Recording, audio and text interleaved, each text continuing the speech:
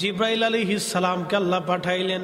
জমিন ডাক দেখায়, ভাই জিব্রাইল, তোমাকে আল্লাহর দোহাই দিচ্ছি, তুমি আমার থেকে মাটি নিও না, কারণ আমি মাটির থেকে যদি তুমি মাটি নাও, পৃথিবীর বহু মানুষ আছে যারা পাপ করে জাহান্নামে চলে যাবে, আমি মাটি সেই দিন জাহান্নামের আগুনে পুড়ব, না না, তুমি আমার থেকে মাটি নিও না। জিব্রাইল চলে আসছে, আল্লাহকে ডাক দেখ, আল্লাহ আমার বড় মায়া লাগছে, মাটি কাকুতি মিনতি করতেছে, তোমার দোহাই দেয়। আমি ফিরিয়ে চলে আসছি। আল্লাহ মিকাইলকে পাঠাইলেন, মিকাইল যাও মাটি নিয়ে আসো। মিকাইল মাটি নিতে গেছে, একই জবাব মাটি মিকাইলকেও দিয়ে দিল। মিকাইল আলাইহিস সালাম ফিরে আসলেন, ইসরাফিলকে আল্লাহ পাঠাইলেন, তুমি যাও, তুমি যাইয়া মাটি নিয়ে আসো। ইসরাফিলও মাটির মধ্যে হাত দিয়েছে, মাটি ডাক দেখো, ইসরাফিল আল্লাহর দোহাই লাগে তুমি আমারে নিও না, কারণ আমি মাটি দিয়ে যে মানব জাতি বানাবে ওরা নাফরমানি করবে। মাটির চিন্তা এই মানব জাতি নাফরমানি করবে, আমাকে দিয়ে যে মানব জাতি বানানো হবে মানব জাতি নাফরমানি করবে, জাহান্নামের কঠিন আযাবে আল্লাহ আমারে পুরাইবি। আরে ইসরাফিল আমারে নিও না। ইসরাফিলও চলে গেল। আল্লাহ ডাক দিল, আজরাইল এবার তুমি যাও, এই মানব জাতি বানানোর জন্য মাটি নিয়ে আসো। আজরাইল মাটির মধ্যে হাত দিচ্ছে, মাটি কেঁদে দিয়ে বলে, আজরাইল খোদার দোহাই দিয়ে বলছি আমারে তুমি নিও না গো আজরাইল। আজরাইল ডাক দে বলে, মাটি রে, তোমার দোহাইয়ের চাইতে আমার মালিকের হুকুম অনেক বড়, অতএব যতই কান্নাকাটি করো আমি আজরাইল তোমাকে ছাড়ব না। এজন্যই আজরাইলকে মালাকুল মউতের দায়িত্ব দেয়া হয়েছে। আজরাইল পৃথিবীর সমস্ত জায়গার মাটি নিলেন, এক জায়গার না, বাংলাদেশ থেকে শুরু করে পৃথিবীর সব জায়গার মাটি নিলেন।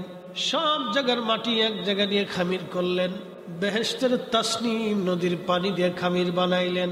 আদম শফিউল্লাহ আলাইহিস সালাতু ওয়াস সালাম রে জান্নাতের ভিতরে আমার আল্লাহ লাকাদ খালাকনাল ইনসানা ফি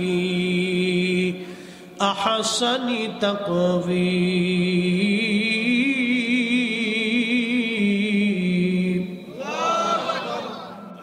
অনেক সুন্দর অবয়ব দিয়ে এই মানব জাতি আল্লাহ আমার আল্লাহ বানাইলেন, সুন্দর অবয়ব দিয়ে বানাইলেন। কি চমৎকার! আল্লাহ পাক তিনার ইচ্ছার স্রোত দিয়ে এই মানবরা আল্লাহ বানাইলেন। প্রথম মানবের নাম আদম সফিউল্লাহ, আদম সফিউল্লাহ, আদম সফিউল্লাহ রে আল্লাহ বানাইলেন। সুন্দর অবয়ব দিয়ে, সুন্দর কাঠামো দিয়ে আল্লাহ বানাইলেন। আল্লাহর ইচ্ছা অনুযায়ী আমার মালিক আমার আল্লাহ বান্দার সুরত দিলেন। একবার জোরে বলা যাবে কি আল্লাহু আকবার, আল্লাহু আকবার। এই মানব জাতির মতো এত আদর করে আল্লাহ কারো সুরত দেন নাই, এই মানুষের মতো এত আদর করে আল্লাহ কারো সুরত দেন নাই। দেখেন প্রত্যেকটা অঙ্গ প্রত্যঙ্গে আল্লাহ সুরত দিয়েছে। চোখে সুরত দিয়েছেন, নাকে সুরত দিয়েছেন, চেহারায় সুরত দিয়েছেন, হাতে পায়ে সুরত দিয়েছেন। পৃথিবীতে অনেক সৃষ্টি আছে কিন্তু মানুষের মতো সুন্দর না। একসাথে জোরে বলবেন আল্লাহু আকবার, আল্লাহু আকবার। চার রঙের মশলা দিয়া যে কইরাছে তোর গঠন, চার রঙের মশলা দিয়া আগুন পানি মাটি বাতাস একই যোগে করিয়া প্রকাশ। আগুন পানি মাটি বাতাস একই যোগে করিয়া প্রকাশ। করলি না তুই, দেখলি দেখলি না তুই, কইরা তালাশ কোন জায়গা তোর মহাজন। চার রঙের মশলা দিয়া যে কইরাছে তোর গঠন, চার রঙের মশলা দিয়া। আগুন, পানি, মাটি, বাতাস, চারটে উপাদান যদি মানুষের শরীরে না থাকে তাহলে মানুষ হতে পারবে না, তার জীবন থাকবে না। খুব মনোযোগ দেন। আল্লাহ বডিটা বানাইলেন সুন্দর করে, চমৎকার বডি আল্লাহ বানাইলেন। অত্যন্ত সুন্দর অবয়ব দিয়ে আল্লাহ বানাইলেন। ফি আই সূরাতিন মা শাআ রাক্কাবাক, আমার মালিক যেইভাবে চাইলেন সেইভাবে আল্লাহ সুরত দিলেন। কারো সুরতের সাথে কারো সুরতের মিল নাই। বর্তমানে পৃথিবীতে মানুষ আছে 800 কোটি। 800 কোটি মানুষের রং 800 কোটি মতো। 800 কোটি মানুষের চেহারা 800 কোটি। আদম সফিউল্লাহ থেকে অদ্যাবধি পর্যন্ত যত মানুষ আসলো গেল, হাজার হাজার কোটি কোটি মানব জাতি আসলো গেল, বাজানো খুব মনোযোগ দিয়ে দেন। কারো চেহারার সাথে কারো চেহারার মিল নাই, কারো নাকের সাথে কারো নাকের মিল নাই, কারো চোখের সাথে কারো চোখের মিল নাই, কারো হাতের সাথে কারো হাতের মিল নাই, কারো স্মৃতির সাথে কারো স্মৃতির মিল নাই, কারো বডির সাথে কারো বডির মিল নাই। একবার জোরে বলেন, এই কারিগরের নাম কি? তাহলে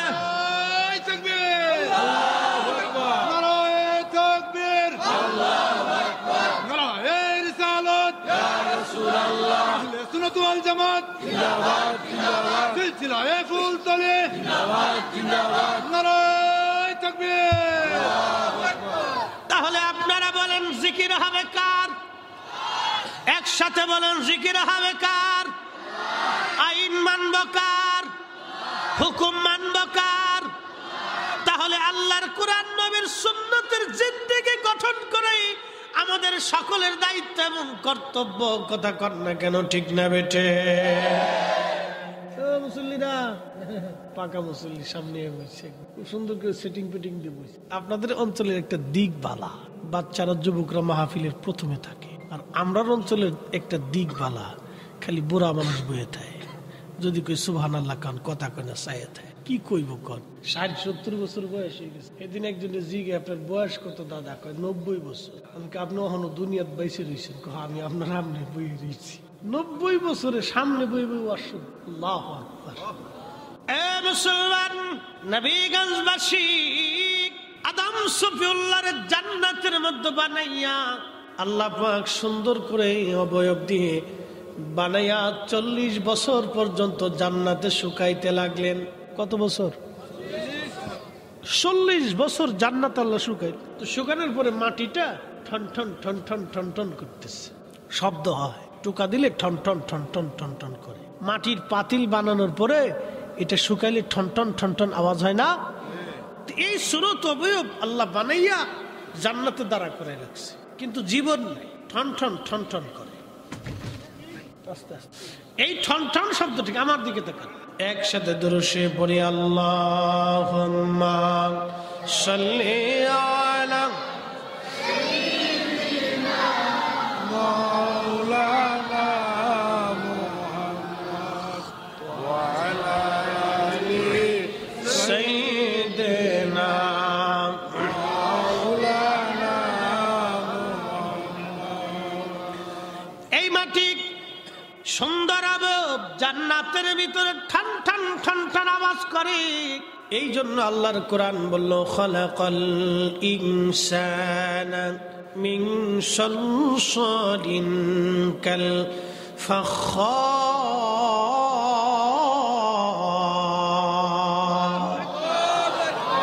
আমি মানুষ বানাইছি ঠন ঠন শক্ত মাটি দিয়া।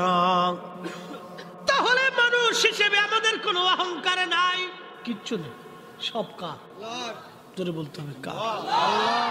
মানুষ হিসেবে আমাদের কিছুই নাই, সব আল্লাহর। কিচ্ছু নেই মানুষ হিসেবে, সব আল্লাহর। মাটি, পানি, আগুন, বাতাস, 4টে উপাদান দিয়ে আল্লাহ বডি বানাইলেন, কায়া। আল্লাহ কায়া বানাইলেন, বডি বানাইলেন। আল্লাযী খালাকাকা ফাসাওয়াকা ফাআদালাক। কোরআন বলতেছ, মানব জাতি, তোমাকে আমি সৃষ্টি করেছি, সুবিন্যস্ত করেছি, সুঠাম করেছি। তোমাকে আমি আল্লাহর শক্তি দিয়েছি। পৃথিবীতে বহু মানুষের প্যারালাইসিস হয়, দুনিয়ার বড় বড় ডাক্তার দেখাইলেও প্যারালাইসিস ভালো হয় না।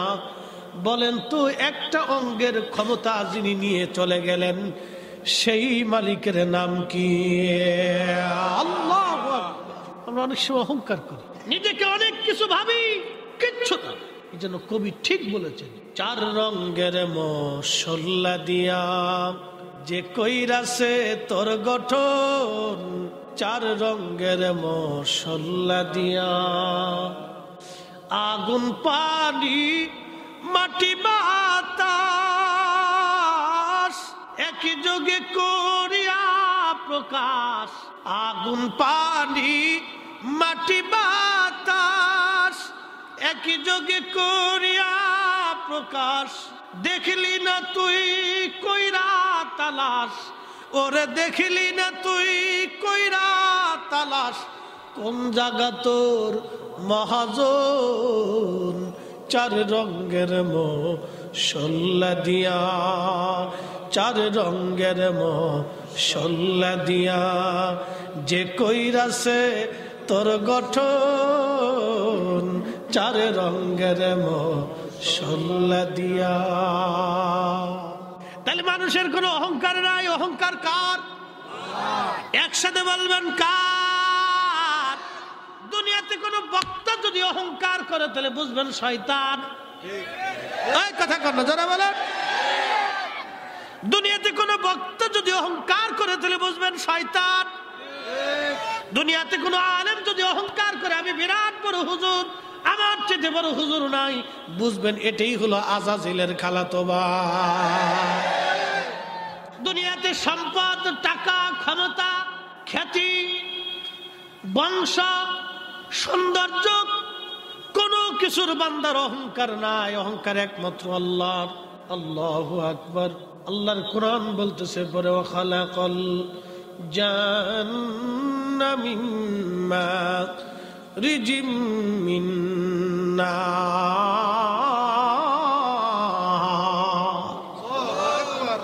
আমি জিনকে বানাইছি আগুনের শিখা দিয়ে। কত বড় কারিগর আমার মালিক, আমার আল্লাহ। জিন বানাইলাম আমি আগুনের শিখা দিয়ে। মোমবাতি জ্বলে, হলুদ আগুন আসে, এরপরে দেখবেন সবুজ সবুজ আগুন, এরপরে দেখবেন আর একটা আগুন আছে। এই ধোঁয়া ধোঁয়া এই শিখা থেকে আল্লাহ জিন জাতি বানাইলেন। এই জন্য পৃথিবীতে জিন জাতি দেখা যায় না, কিন্তু জিনেরা আওয়াজ শুনে, জিনেরাও নামাজ পড়ে, জিনেদের শরীয়ত আছে, জিনেরাও মাহফিলে জিকির করে, জিনেরাও আমাদের সাথে মুনাজাত ধরে। আপনি দেখেন না, সেটা আপনার চোখের দোষ। কোরআন বলতেছে ওমা খালাকুতুল জিন্না ওয়াল ইনসা ইল্লা লিয়াবুদুন। আমি মানুষ এবং জিন এই দুইটা জাতিকে আমি আল্লাহ আমার ইবাদত করার জন্য দুনিয়াতে পাঠাইছি।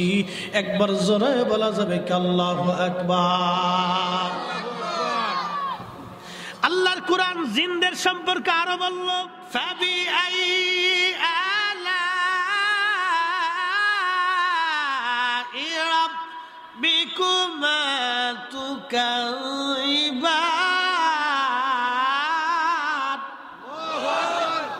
আল্লাহর কোরআন আরো বলতেছে হে জিন আর মানুষ, তোমরা বলো আমি আল্লাহর কোন কোন নিয়ামত তোমরা অস্বীকার করবা। ও মানুষ আর জিন, তোমরা বলো আমি আল্লাহর কোন কোন নিয়ামত তুমি অস্বীকার করবা, কোন কোন নিয়ামত তোমরা অস্বীকার করবা হে মানুষ আর জিন। আল্লাহ গরুকে বলেন নাই, পাখিরে বলেন নাই, আদ-দাওয়াবু বলেন নাই, আর শামসু বলেন নাই, আল কামার বলেন নাই, অন-নুজুম বলেন নাই, অল জিবাল বলেন নাই, ওয়াশ-শাজার বলেন নাই। আল্লাহ মানুষ এবং জিন এই দুইটা জাতির কথা আল্লাহ বললেন। আল্লাহ ডাক দিছে মানুষ আর জিন, তোমরা আমি আল্লাহর কোন কোন নিয়ামতকে তোমরা অস্বীকার করবা তোমরা বলো। আচ্ছা আপনাদেরকে প্রশ্ন করি, জবাব দিবেন। যিনি চোখ দিলেন, চোখে আলো দিলেন, এই আলো যদি আমার মালিক আল্লাহ বন্ধ করে দেন, পৃথিবীর এমন কেউ কি আছে আমার আপনার আলো ফিরিয়ে দিবে? কেউ নাই, কেউ নাই। 60টা বছর ধরে আল্লাহ চোখের আলো দিয়ে আপনাদের দুনিয়া দেখাইলো। আল্লাহ টাকা চাইলো না, পয়সা চাইলো না, ধন চাইলো না, সম্পদ চাইলো না। আল্লাহ একটা জিনিস চেয়েছে, ওয়াশকুরুলি ওয়ালা তাকফুরুন, ওয়াশকুরুলি ওয়ালা তাকফুরুন। বান্দা শুকর আদায় করবে, কুফর করবে না। আল্লাহ ডাক ডাকে বান্দা কৃতজ্ঞ হবে, অকৃতজ্ঞ হবে না। বান্দা কৃতজ্ঞ হবে, অকৃতজ্ঞ হবে না। কৃতজ্ঞ হবে, অকৃতজ্ঞ হবে না। বাড়িতে কুত্তা পালেন, কুকুর খাইতে দিয়েছেন কি আপনার ঘরের অবশিষ্ট খাবার আপনি তারে খাইতে দিলেন। এই অবশিষ্ট খাবার খাইয়া কুত্তা সারা রাত ঠান্ডার মধ্যে মাটির মধ্যে ঘুমায় আর থর থর থর থর করে কাঁপে। আপনি লাভ কাথা মরে দিয়ে ঘুমাইলেন, কিন্তু সারা রাত আপনার বাড়ির কুত্তা আপনার ঘর পাহারা দিয়েছে, আপনার বাড়ি পাহারা দিয়েছে। আপনার কাছে কম্বল চাই নাই, বিছানা চাই নাই, সম্বল চাই নাই, ব্যাংক অ্যাকাউন্ট চাই নাই, মাসিক বেতন চাই নাই। সামান্য পরিমাণে উচ্ছিষ্ট খাবারের বিনিময়ে সারা রাত্র কুত্তা আপনার পাহারা দিল। আপনার কুকুর আপনার বাড়ি আপনার সাথে নাফরমানি করলো না, বেঈমানি করলো না, সে আপনার পাহারা রেখে দিয়ে চলে গেল না, পালিয়ে গেল না। আপনার দরজা সে সারা রাত পাহারা দিতে লাগলো। আপনার মুরগি পাহারা দিল, গরু পাহারা দিল, ছাগল পাহারা দিল। আপনার সম্পদ সে সারা রাত্র ভরে ভরে এই কুকুর পাহারা দিয়ে দিয়ে পাহারা দিতে লাগলো। একটা কুকুর দুনিয়ার মধ্যে শ্রেষ্ঠ খাবার খাওয়ার পরেও এই কুকুর আপনার সাথে নাফরমানি করে নাই। কিন্তু আপনি মানুষ, আল্লাহ আপনার জন্য আসমানের সূর্য দিলেন, জমিন আল্লাহ শস্য দিলেন, সমুদ্রে মাছ দিলেন, নদীতে পানি দিলেন, গাছে ফল দিলেন, সুন্দর সুন্দর খাবার দিলেন, দেখার জন্য চক্ষু দিলেন, শোনার জন্য কান দিলেন, এবং স্বাদ উপভোগ করার জন্য জিহ্বা দিলেন।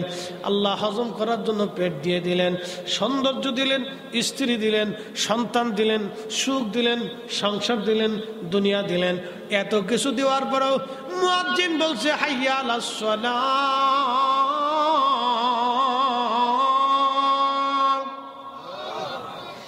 হাইয়া আলাল ফালাহ।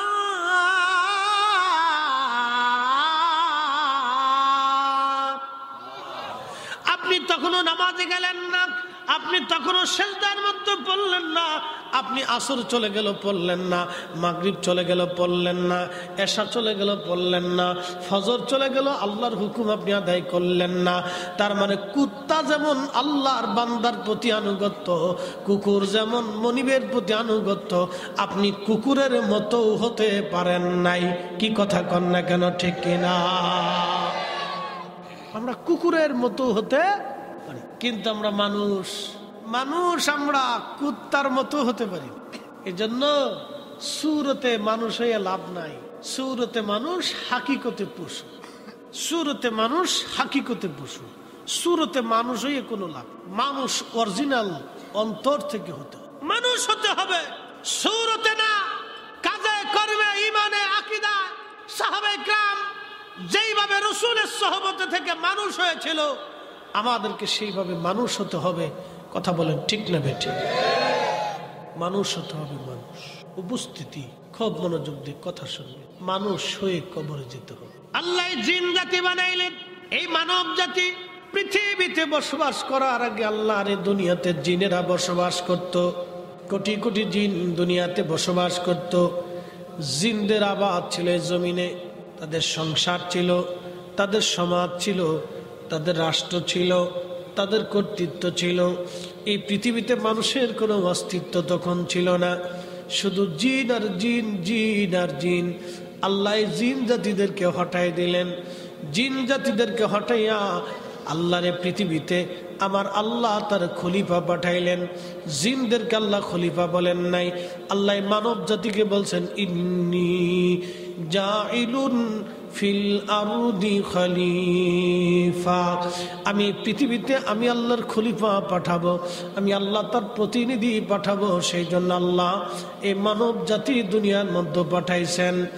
কিন্তু এই মানব জাতি দুনিয়াতে পাঠানোর আগে আল্লাহর ফেরেশতারা একটা ভেটু দিয়ে বলল, আল্লাহ ইন ক্বালু আতাজআলু ফিহা মান ইউফসিদু ফিহা ওয়া ইয়াসফিকু দিমা।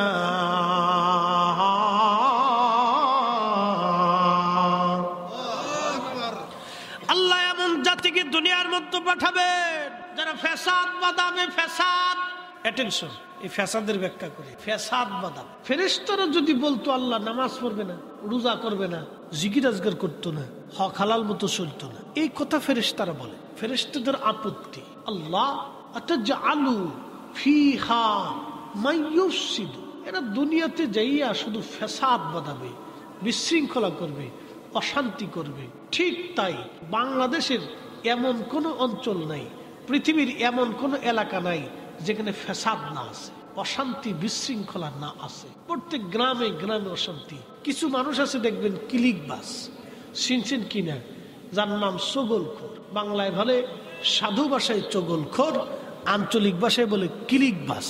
এরা খালি কিলিকবাজি করে বেলা একজনের দোষ আরেকজনের কাছে বলে গ্রামে এলাকায় অশান্তি সৃষ্টি করে মারামারি দাঙ্গা হাঙ্গামা সৃষ্টি করার চেষ্টা করে।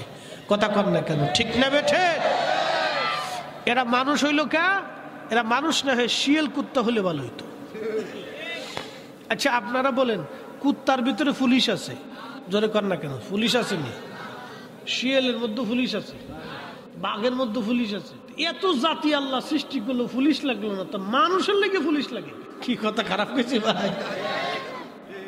মানুষের ভিতরে পুলিশ লাগে কে? কারণটা মানুষ ছাড়াও আরো এত জাতি আল্লাহ বানাইলো, পুলিশ লাগলো না, তো মানুষের মধ্যে পুলিশ লাগে কে?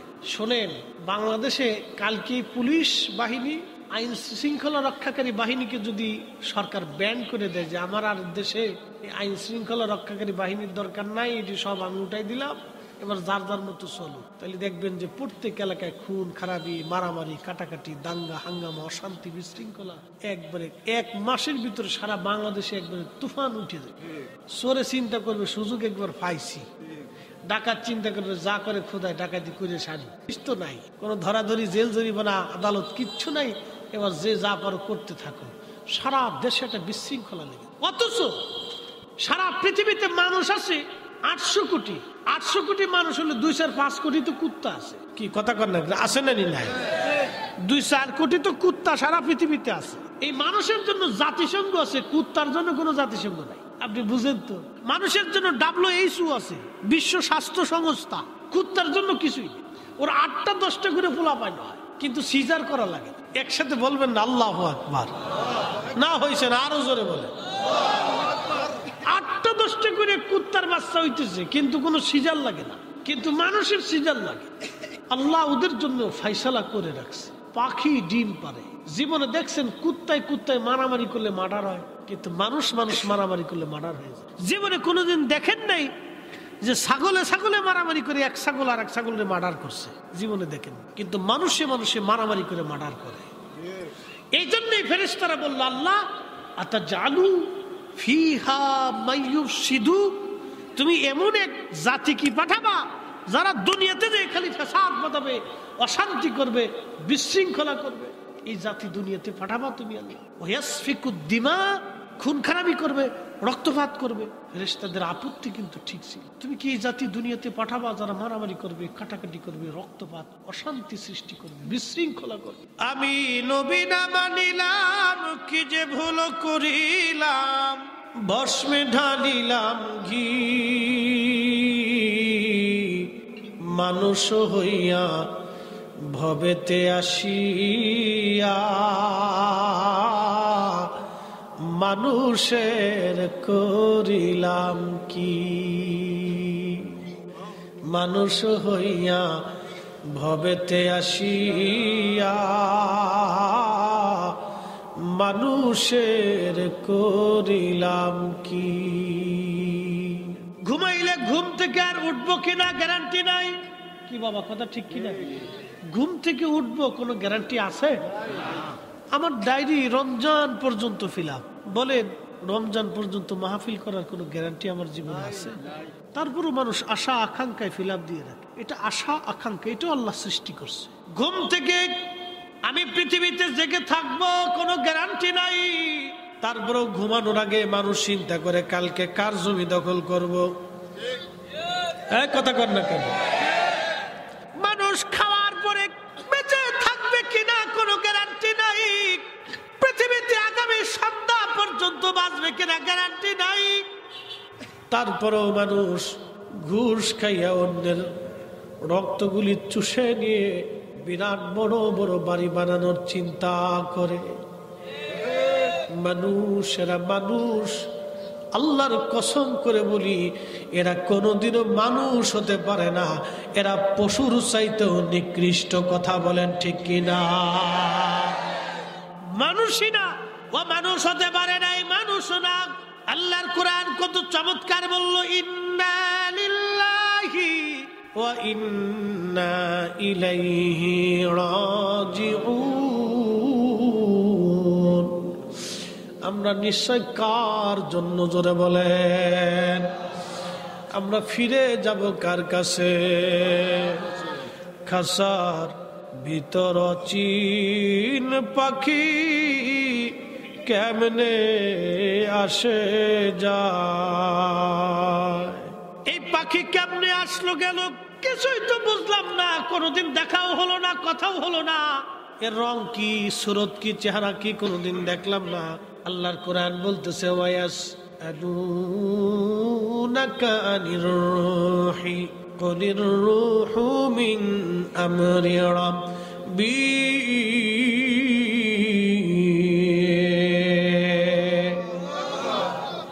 আল্লাহর কোরআন ডাক দিয়ে বলতেছে, হুজুর আপনাকে রুহু সম্পর্কে প্রশ্ন করা হয়, নবীজি আপনি বলে দেন। এই রুহুটা আল্লাহর একটা হুকুম। আল্লাহ বডি বানাইলেন 4 রঙের মশলা দিয়া। ওই আদম সফিউল্লাহ তখন ওই জান্নাতের মধ্যে একবারে খোলস কায়া, কিচ্ছু নাই। আদম সফিউল্লাহ তখন একা। আল্লাহ রুহু মুবারক আদম সফিউল্লাহর দেহের মধ্যে ঢুকাইলেন। রুহু বের হয়ে আসলো। রুহুকে আল্লাহ বলেন, রুহু কেন বের হলা? রুহু বলে, রব এমন একটা জায়গা পাঠাইলা, শুধু অন্ধকার, কিছুই তো দেখা যায় না, কিছুই বোঝা যায় না। আল্লাহ বলেন, আলোর ব্যবস্থা করতেছি, দাঁড়াও। তখন নূরে মুহাম্মাদি সাল্লাল্লাহু আলাইহি ওয়াসাল্লাম, আল্লাহর হাবিবের পবিত্র নূর মুবারক আদম সফিউল্লাহর সেকেম মুবারক আল্লাহ স্থাপন করে দিলেন। নবীর নূরের আলোতে আদম সফিউল্লাহ আলোকিত হয়ে গেল। নবীর নূরের আলোতে আদম সফিউল্লাহ আলোকিত হয়ে গেল। তখন রুহুটাকে আমার আল্লাহ আদম সফিউল্লাহর দেহে ফুঁকায় দিলেন। আদম নবীর দেহে রুহুটা আল্লাহ ফুঁকাই দিলেন। এই তো মানব জাতির সূচনা শুরু হয়ে গেল। ও নবীর উম্মতেরা শোনেন, এই রুহুটা আল্লাহর একটা হুকুম। কাফেররা বলল, হুজুর আপনি বলে দেন রুহু আল্লাহ কি দিয়ে বানাইছে? রুহুর রং কি, রুহুর আকার কি, রুহুর আকৃতি কি, রুহু কি রকম, রুহুর ধরন কি, রুহুর ওই হাত পা আছে কিনা, রুহুর চোখ মুখ আছে কিনা, আপনি বলে দেন। আল্লাহ পাক ডাক দে বলল, হুজুর ওরা আপনাকে নানান প্রশ্ন করবে, আপনি একটা জবাব দেন, কলির রুহু মিন আমরি রাব্বি। এই রুহুটা আল্লাহর একমাত্র হুকুম, হুকুম মোতাবেক আসছে, হুকুম মোতাবেক চলে যাব। খাসার ভিতর চিন পাখি কেমনে আসে যায়। আল্লাহর হুকুমে আসছে, আল্লাহর হুকুমে আবার চলে যাবে। এ নবীর উম্মতেরা, যেহেতু হুকুমে আসছি, হুকুমে চলে যাব। যখন হুকুম হবে তখনই চলে যাব। যাবার যেহেতু টাইম নাই, সময় নাই, আল্লাহর কোরআন বলে দিল, আমা তাদরি নাফসুম বিআইয়ি আরদিন তামুত। মানুষ কোথায়, কোন জায়গা, কোন হালতে মারা যাবে আল্লাহ ছাড়া কেউ জানে না। একদিন মাটির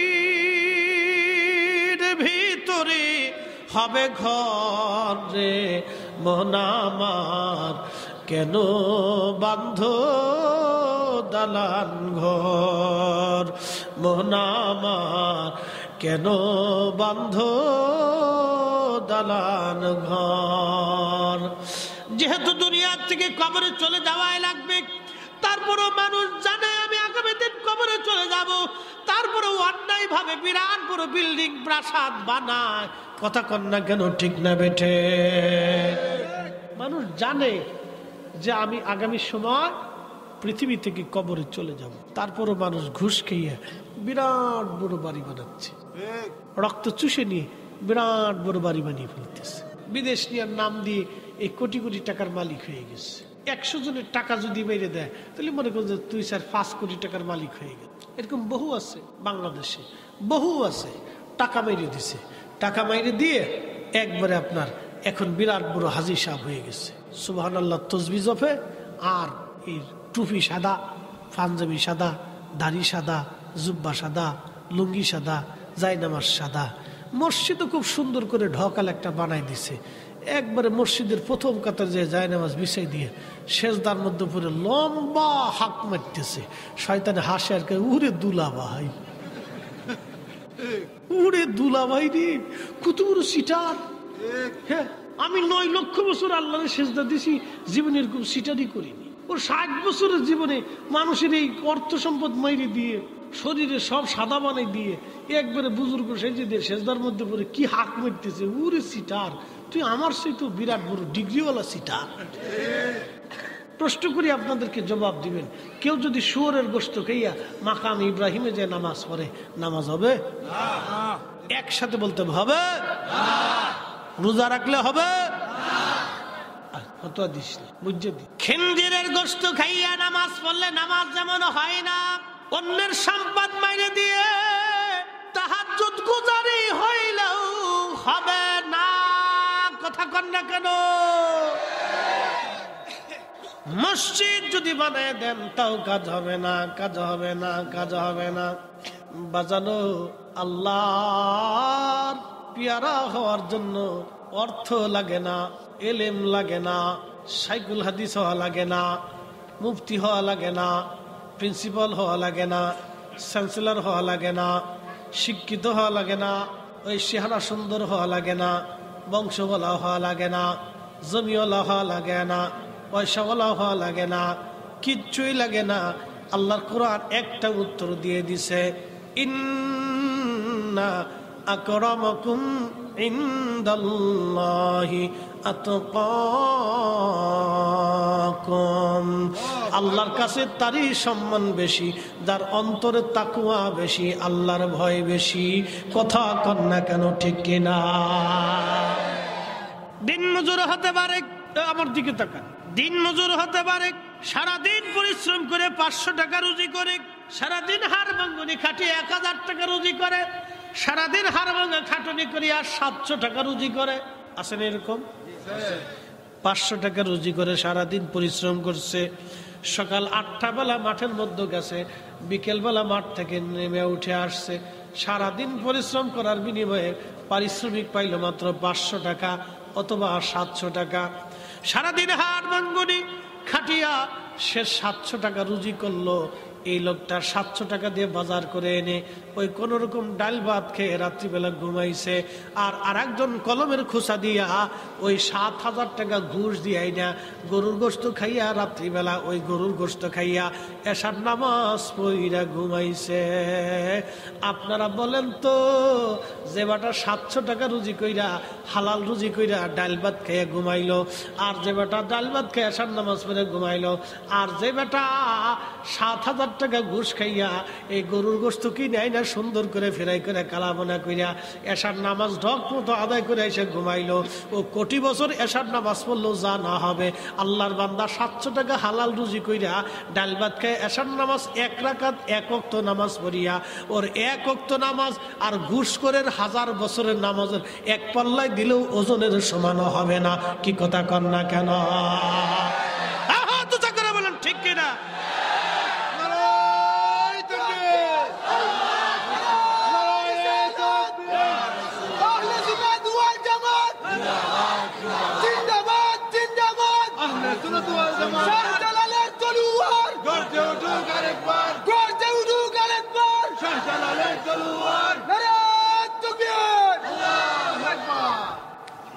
আমার দিকে তাকান, খুব ভালো করে বুঝে যাবেন। এটা আমাদের রুহের পাওয়ার নষ্ট হয়ে গেছে, শক্তি নষ্ট হয়ে গেছে, দোয়া কবুল হয় না। বুঝতে পারছেন? আব্দুল্লাহ ইবনে মুবারক, ও আমার দিকে তাকান, অনেক বড় আল্লাহর ওলি আব্দুল্লাহ ইবনে মুবারক, ইসলামের মুফতিদের ভিতরে এত বড় মুফতি পৃথিবীতে কোনো মা কোনোদিন আর জন্ম দেবে না। তার নাম আব্দুল্লাহ ইবনে মুবারক।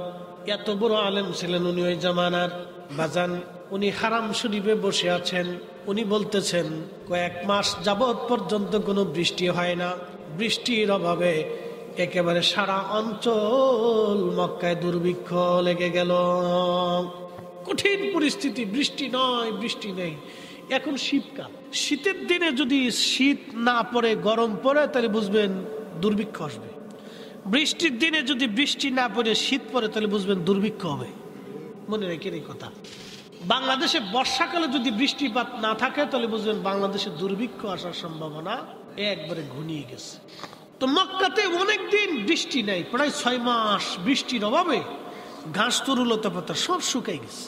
এহেন কঠিন পরিস্থিতি দেখ মক্কার হাজার হাজার মুসলমান কাবাতুল মুকাররমায় এসে, কাবা ঘরে এসে হারাম শরীফের চারপাশে ঘিরে ধরে কাবা ঘর ধরে ধরে দোয়া করতেছে আর কাঁদতেছে। প্রত্যেক দিন দোয়া করে, কিন্তু কোন দোয়াই আল্লাহর দরবারে কবুল হয় না। আব্দুল্লাহ ইবনে মুবারক চিন্তায় পড়ে গেলেন, হায় হায়, ব্যাপার কি?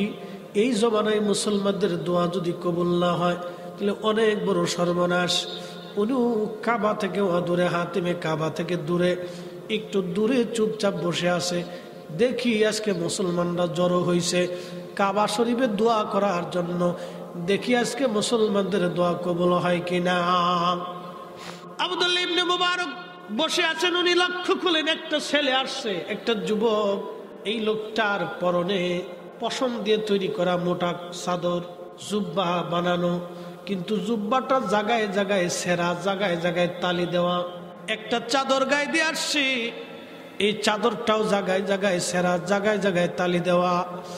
আব্দুল্লাহ ইবনে মুবারক চিন্তায় পড়ে গেলেন, এই যুবকটা সে জীবনে দেখি নাই, একবারে নিগ্র কালো কিন্তু গোলাম, খুবই অভাবী, চুল দাড়িগুলি তার এলোমেলো, পুরান কাপড় জায়গায় জায়গায় ছেঁড়া, জায়গায় জায়গায় তালি দেওয়া। আব্দুল্লাহ ইবনে মুবারক রাহমাতুল্লাহ আলাইহি চিন্তায় পড়ে গেলেন। উনি লক্ষ্য করলেন ওই যুবকটা দূরে বসে চাদরখানা মোড়া দিয়া আল্লাহর দরবারে হাত তুলে কাঁদতে ছাড় বলে, রব, এতদিন আমি আসি নাই, আজকে আসছি, আল্লাহ এক্ষুনি বৃষ্টি দাও, যদি বৃষ্টি না দাও তোমার এই গোলাম এই কাবা থেকে ফিরে যাবে না। একবার জোরে বলা যাবে কি আল্লাহু আকবার। তেলের গাড়ি তেলে চলে,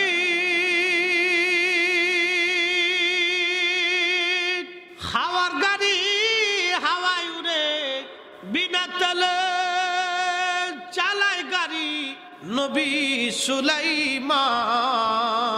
আমরা সেই মুসলমান, আমরা সেই মুসলমান। কি বুঝলেন, কি বুঝলেন সে মুসলমান? হযরত আব্দুল্লাহ ইবনে মুবারক চিন্তায় লক্ষ্য করতেছেন, একদিকে কাবা, অন্যদিকে আল্লাহর বান্দা গোলাম, জীর্ণ শীর্ণ, চুল দাড়িগুলি এলোমেলো, পোশাকগুলি তার ময়লা যুক্ত, আর জুব্বাগুলি তার ছিঁড়া, জায়গায় জায়গায় তালি দেওয়া। ডাক দিয়ে বলতেছে, রব, এতদিন আমি তোমার কাছে আসি নাই, আজকে হারামে আসছি, তোমার গোলাম উপস্থিত, আল্লাহ যদি বৃষ্টি না দাও তোমার গোলাম এই দরজা থেকে যাবে না। আল্লাহ এক্ষুনি বৃষ্টি দাও, এখনই দাও, আল্লাহ দেরি করবো না, এক্ষুনি বৃষ্টি দাও আল্লাহ। এইভাবে বিনয়ে বিনয়ে আল্লাহর বান্দা কাঁদতে লাগলো। আব্দুল্লাহ ইবনে মুবারক বললেন, আমি তাকায় দেখি একবার আকাশে, আবার তাকায় দেখি গোলামের দিকে। কিছুক্ষণ পরে দেখলাম আল্লাহর আকাশে কালো মেঘ জমে অঝোর দ্বারায় বৃষ্টি নামা শুরু হয়ে গেল। উনি বলতেছেন, আমি দেখলাম আকাশ থেকে অঝোর ধারায় বৃষ্টি শুরু হয়ে গেল। এই জন্যই নবীগঞ্জের মুসলমান সম্পদ দিয়ে, টাকা দিয়ে, ক্ষমতা দিয়ে, গর্ব দিয়ে, বাড়ি আর গাড়ি আর বিরাট বড় শিক্ষার দীক্ষা এলেমের বহার দিয়ে আল্লাহ খুশি করা যায় না, আল্লাহ রাজি করা যায় না। আল্লাহ রাজি করতে হলে অবশ্যই অন্তরের মধ্যে তার তাকওয়া থাকতে হবে। তাকওয়া, আল্লাহর ভয় যার অন্তরে বেশি, এই লোকটাই হলো আল্লাহর দরবারে সম্মানিত। সম্মান পাইতে হলে অবশ্যই অন্তরে তাকওয়া লাগবে, তাকওয়া লাগবে বাজান। কোটি কোটি টাকা দিয়ে মসজিদ বানাইলেও লাভ হবে না যদি ওই টাকার মধ্যে হারাম থাকে, হালাল না থাকে। কোটি টাকার মসজিদ বানাইলেও 1 টাকার সওয়াব মিলবে না। আর হালাল টাকা দিয়ে 1 টাকা দিয়ে মসজিদ বানাই দিলেও জান্নাতে প্রাসাদ বানাই দেওয়া হবে। কথা কোন ঠিক কিনা? এই জন্য আমরা যেহেতু মানুষ, অতএব আমাদের কাজ হচ্ছে মানুষের মতো। আমরা যেহেতু মানুষ, আমাদের কাজ আমরা মানুষের মতো করতে হবে। দুনিয়াতে যেটা হক হালাল সেটা আমাদের করতে হবে। আল্লাহর কোরআন বলল, ইন্নাল্লাহা ইয়া'মুরু বিল আদলি ওয়াল ইহসানি ওয়া ইতা'i যিল কুরবা। ইন্নাল্লাহা ইয়া'মুরু বিল আদলি ওয়াল ইহসান। আমি মালিক তোমাদেরকে হুকুম প্রদান করলাম, তোমরা দুনিয়াতে ন্যায় করবা, অন্যায় করবা না, এবং তোমরা ইহসান করবা, দয়া করবা। একবার জোরে বলা যাবে কি আল্লাহু আকবার, লা ইলাহা ইল্লাল্লাহ। জোরে জোরে জোরে, লা ইলাহা ইল্লাল্লাহ, লা ইলাহা ইল্লাল্লাহ। হাসিয়া বলে আল্লাহ আল্লাহ, ফেরাউন দিছে কত জ্বালা। আল্লাহ বলেন ও জিবরাইল, আল্লাহ বলেন খুলে দাও জান্নাতের তালা। লা ইলাহা ইল্লাল্লাহ, লা ইলাহা ইল্লাল্লাহ, লা ইলাহা ইল্লাল্লাহ, লা ইলাহা ইল্লাল্লাহ মুহাম্মাদুর রাসূলুল্লাহ সাল্লাল্লাহু আলাইহি ওয়াসাল্লাম। খুব মনোযোগ দেন।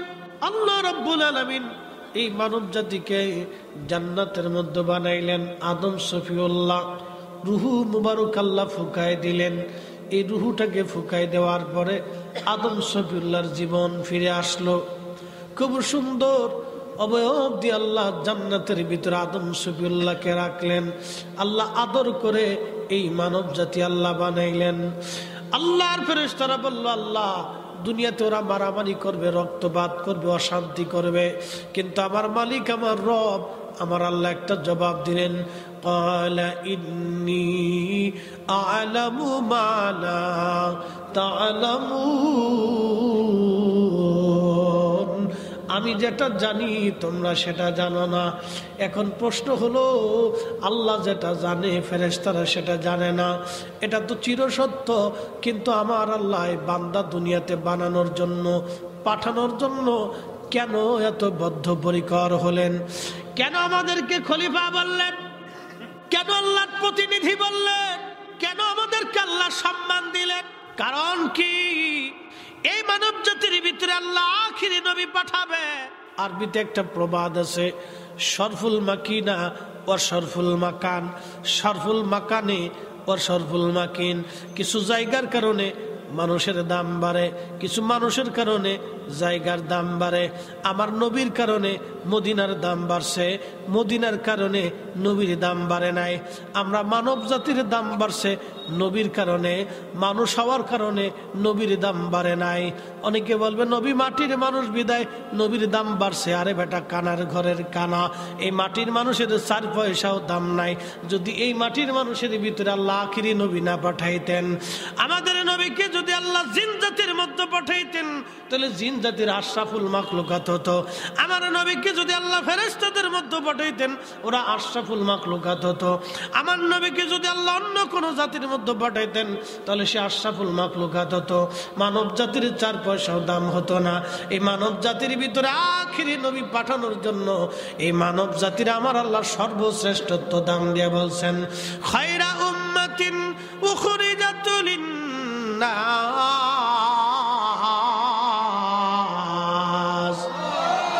শ্রেষ্ঠ নবী দিলাম রিক তরিয়ে নিতে রোজার সরে, ঠিক কিনা? শ্রেষ্ঠ নবী দিলাম রিক তরিয়ে নিতে রোজার সরি, পথ না ভুলি, তাই তো দিলে পাক কুরআনের বাণী খুদা তোমার মেহেরবানি। সুন্দর ফুল সুন্দর ফল মিঠা নদীর পানি খুদা তোমার মেহেরবানি, খুদা তোমার মেহেরবানি।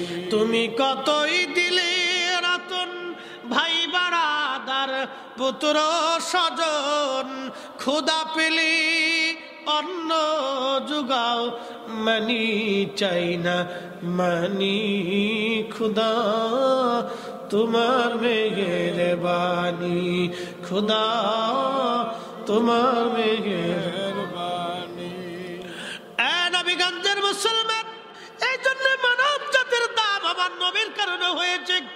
মানুষের জন্য নবীর দাম বাড়ে নাই, বরং নবীকে মানব জাতির মধ্যে পাঠানোর জন্য এই মানব জাতির দাম আল্লাহর দরবারে আমাদের তামাম সৃষ্টির মধ্যে মানব জাতির দাম বাড়ছে। বরং নবী মানুষ হওয়ার কারণে মানুষের নবীর দাম বাড়ে নাই, নবীর কারণে মানুষের দাম বাড়ছে। অনেকে উল্টে ব্যাখ্যা করে, নবী মানুষ হয়েছেন বিদায় রসুলের দাম বাড়ছে। এটা কানা, অন্ধ, গান্দা, বুকা, আকল জ্ঞানের ভিতরে কুত্তায় পেশাব করে দিচ্ছে। আসতে কইলেন কে? জোরে বলেন। এই বলদ বুঝে নাই। শরফুল মাকিন ও শরফুল মাকান, শরফুল মাকানে ও শরফুল মাকিন। এ বাবা আমার দিকে তাকান। এই সৌদি আরবে হজ করতে গেছেন বা ওমরা করতে গেছেন বা চাকরি করছেন মদিনাতে, মক্কা আশেপাশে, কারা আছেন একটু হাত উঁচা করেন তো? মাশাআল্লাহ, এই 2-4-5 জন আমরা আসি তো, খুব মনোযোগ দিন। এই মদিনার থেকে বদরে যাওয়ার সময় বা বদর থেকে মদিনাতে আসার সময় একটা এলাকা আছে বীর শেফা, বীর শেফা। এই কুয়ার পানি 70 জন নবী পান করছে। একসাথে বলবেন না মারহাবা? কতজন নবী? 70 জন। 100 বছর করে ধরেন, 100 বছর করে ধরেন, এক একজন নবীর জিন্দিগি 100 বছর করে ধরেন, তাহলে 70 জনে কত বছর হলো? 7000। তার মানে 7000 বছর ধরে এই মিনিমাম এই কুয়াটা চলমান। কত হাজার বছর? 7000 বছর মিনিমাম এই কুয়ার বয়স।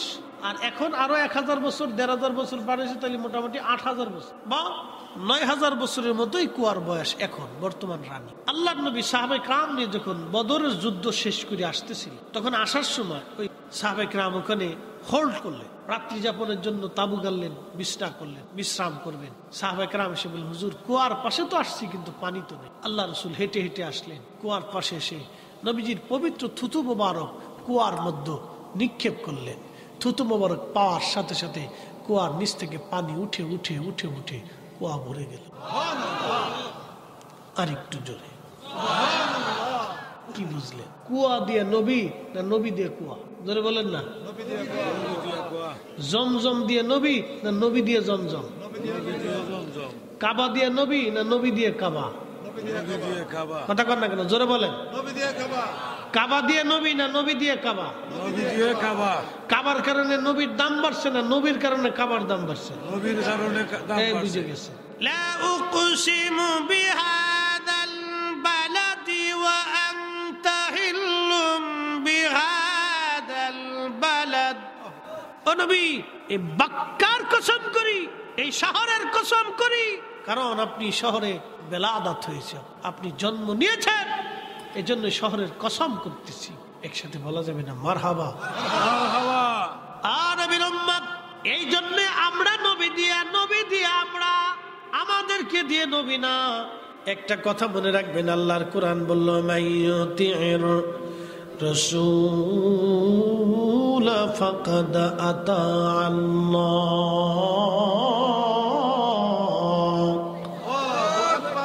আল্লাহ বলেন, যদি আমাকে পাইতে চাও আগে নবী পাও। নবী মানলে আল্লাহ মানা হয়। কোরআনের আয়াতে আল্লাহ বলেন, আমার হাবিব মানলে আল্লাহ মানা হয়। নবী মানলে আল্লাহ মানা হয়। নবী মানলে আল্লাহ মানা হয়। নবী মানলে আল্লাহ মানা হয়।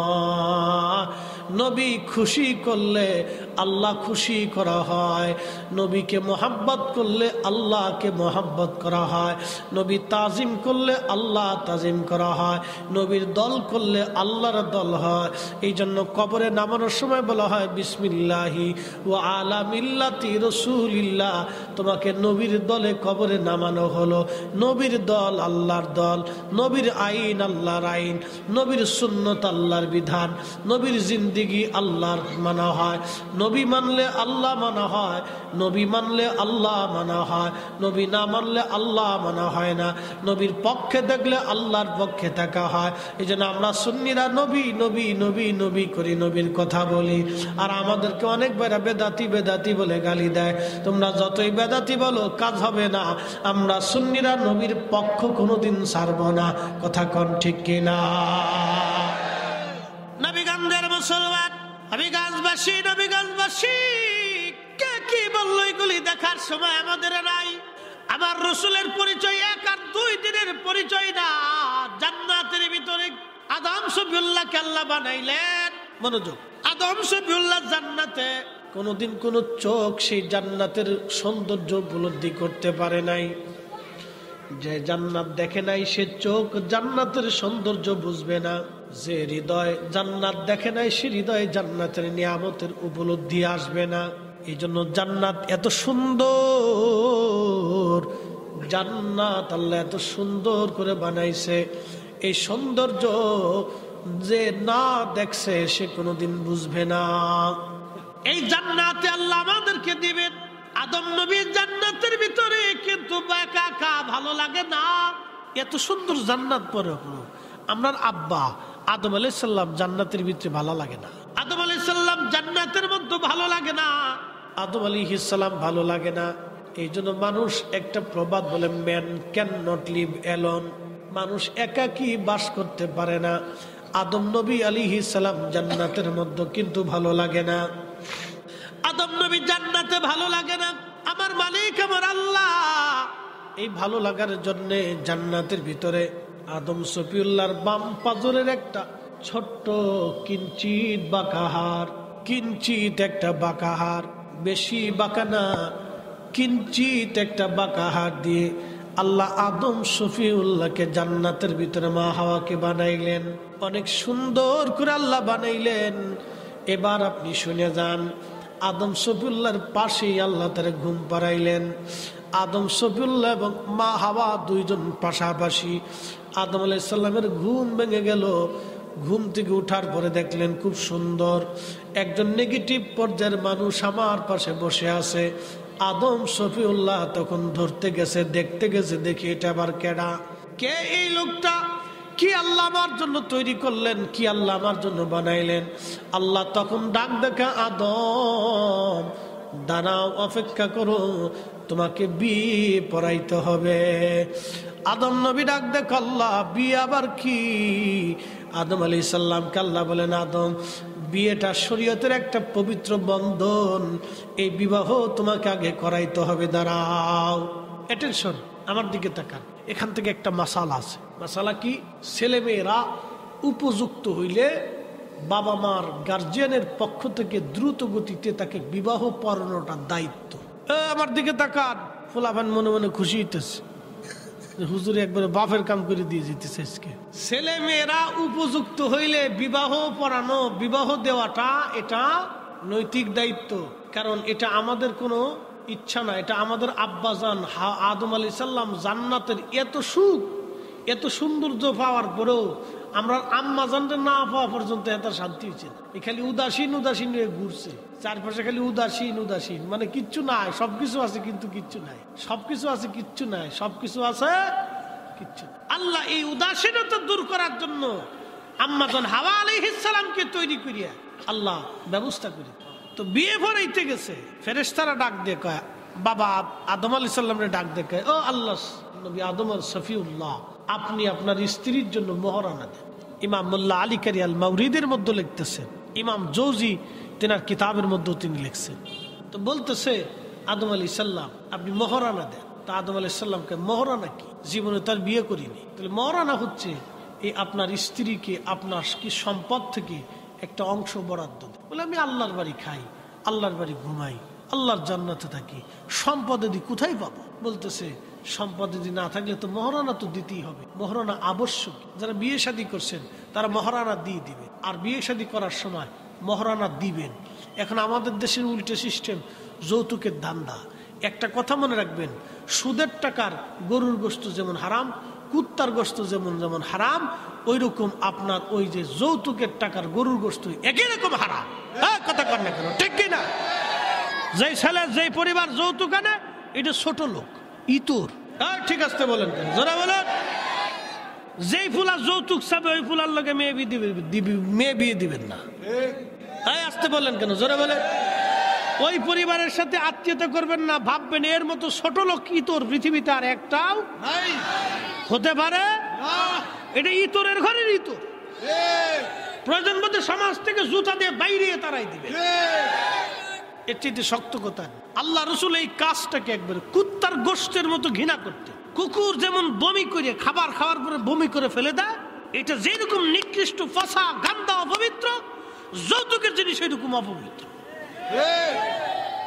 আমাদের লজ্জা শরম করা উচিত যে বউয়ের বাড়ির খাটের ভিতরে আমি যৌতুকের টাকার ভিতরে বউ নিয়ে শুয়ে থাকবো, আমার তো লজ্জা করা উচিত। আমি পুরুষ কেন? পুরুষ না হয়তো হিজলে হলেই ভালো হইতো।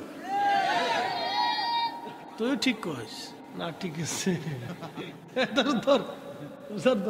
এই জন্য আপনারা, যদিও আপনাদেরকে হাসির ছলে মহাব্বতের ছলে বলতেছি, কিন্তু কথাটা বাস্তব। আমাদের দেশে এক ধরনের রেওয়াজ আছে, খুব নিকৃষ্ট কিছু রেওয়াজ। রমজান আসলে মেয়ের বাড়ির পক্ষ থেকে জামাই বাড়ি ছাগল ফাটাইতে হবে, খাবার চাবার ফাটাইতে হবে, এটা সেটা ফাটাইতে হবে। এগুলি কি? এই সমস্ত বেহাপনা, না যাই যে কর্মকাণ্ড, কোথার থেকে এগুলি আমদানি হয়েছে? অনেক ফ্যামিলি এটার উপর জুলুম এসে যায়, অনেক বাবার পক্ষে এটা জুলুম হয়ে যায়, অনেক ফ্যামিলির জন্য, মায়ের জন্য এটা জুলুম হয়ে যায়। দিতে না পারলে শেষে ওই সমাজে, ওই পরিবারে ওই মেয়েটা অত্যাচারিত হয়। মানুষকে মারলে কি খালি অত্যাচার হয় নাকি? কথার অত্যাচার হচ্ছে সবচেয়ে বড় অত্যাচার। অনেকের জীবনে, অনেক মেয়েদের জীবনে দেখা যায় যে সহ্য করতে না পারে সে আত্মহত্যা করে। ফ্যামিলির ভিতরে বিশৃঙ্খলা হয়, বেমানান হয়। আপনি কি মনে করেন? আপনাকে একটা প্রশ্ন করি, জবাব। আপনার বোনকে যদি কেউ রাস্তাঘাটে উত্তক্ত করে আপনি মানবেন? আপনার বোনকে যদি কেউ তার শরীরে আঘাত করে আপনি মানবেন? আপনার মেয়েকে কেউ যদি থাপ্পড় দেয় আপনি মানবেন? তাহলে আপনি আরেকজনের মেয়েকে থাপ্পড় দিচ্ছেন, আরেকজনের মেয়েকে গালি দিচ্ছেন, আরেকজনের মেয়েকে বাজে কথা বলতেছেন, আরেকজনের মেয়েকে কটূক্তি করতেছেন। লজ্জা করে না? কি কথা বলেন না? শরম করা উচিত, লজ্জা করা উচিত। ও মানুষ কি করে হয়? এগুলি সামাজিক ব্যাধি, এগুলি একবারে গোড়া থেকে কেটে নির্মূল করে দিতে হবে। এগুলি অন্যায়, নীরব জুলুম, এগুলি নীরব জুলুম। ওই কত কত অঞ্চলে মাঝে মধ্যে খবরে দেখা যায়, কোন কোন অঞ্চলে বাংলাদেশে আছে একটা বদ রীতি, বাপের বাড়ির পক্ষ থেকে খাসি পাঠাইতে হয়, গরু পাঠাইতে হয়, এই রমজানে এটা সেটা দিতে হয়। কেন এগুলি হয়? কে বলছে এগুলি? রাসূল করিম সাল্লাল্লাহু আলাইহি ওয়াসাল্লামের চরিত্র ছিল, সুন্নাহ ছিল, আমাদের জন্য তিনি রেখে গেছেন। ফাতেমা রাদিয়াল্লাহু আনহা দরিদ্র ছিল। ফাতেমা কি ছিলেন? দরিদ্র ছিলেন। হযরত আলী খুব গরিব ছিলেন। ফাতেমার বিয়ে হযরত আলীর সাথে ঠিক হলো। অ্যাটেনশন, মনোযোগ দেন, সময় অল্প সময়ের ভিতর বলে যাচ্ছি। ফাতেমার সাথে হযরত আলীর বিয়ে হলো। তো ফাতেমার বয়স তখন 18 বছর, আলীর বয়স আর একটু বেশি। ফাতেমা রাদিয়াল্লাহু আনহার বয়স 18 বছর। তো বিয়ে হয়েছে, মা তো ঘরে নাই। তো ফাতেমা রাদিয়াল্লাহু আনহা কাঁদতেছিলেন, বাবা আর এই 18 বছরের স্মৃতি থেকে এসে আলাদা হয়ে যাবে, অনেক চিন্তা। তারপর হযরত আলী ছিলেন খুবই হীন দরিদ্র, ঘরের ভিতরে একটা চৌকি ছিল আলীর, আর কিচ্ছু ছিল না। ঘরে ঘুমাবে, আলীর কিচ্ছু ছিল না। সেই ঘরে ফাতেমারে নবী বিয়ে দিচ্ছে, ফাতেমা কাঁদতেছে। তো আল্লাহ রাসূল আস্তে আস্তে তার কাছে যেয়ে বসলেন। বসার পরে জিজ্ঞেস করলেন, ফাতেমা রে, আমি জানি তুমি কি জন্য কাঁদতেছো। আমি রাসূল যদি চাইতাম তোমাকে এই মদিনায়, মক্কায় সম্ভ্রান্ত ধনী পরিবারে বিয়ে দিতে পারতাম, কিন্তু ফাতেমা রে, আমার আলী সর্বকনিষ্ঠ ইসলাম কবুলকারী, জাহিলিয়াতের নাপাকি, শারাবি, খারাবি, হারামি আমার আলী শরীর স্পর্শ করে নাই। আমার আলী পবিত্র। একসাথে বলবেন আল্লাহু আকবার। ফাতেমা, তোমার স্বামী পছন্দ করার ব্যাপারে আমার কোনো এখতিয়ার নাই, আমার মালিক আল্লাহ, তোমার স্বামী আল্লাহ নিজে পছন্দ করছে। ফাতেমা রাদিয়াল্লাহু আনহা চোখের পানি মুছে গেল, এক কথায় শেষ, বিয়ে হয়ে গেল। আলী তোমার আছে কি? বলে হুজুর একটা বর্ম আছে। বর্ম চিনছেন? লোহার একটা পোশাক পরে আগে যুদ্ধ করত, একটা বর্ম আছে। বলে যাও বিক্রি করে যাহা সামানা হয় তোমার স্ত্রীর জন্য, নতুন ঘরের জন্য কিছু সদাইপাতি করে নিয়ে আস। বেচতে গেছে 3 দিরহাম দ্বারা, 3 টাকা।